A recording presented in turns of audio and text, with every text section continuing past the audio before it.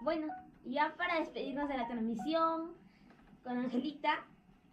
esta canción que es un poco triste y sacada de una película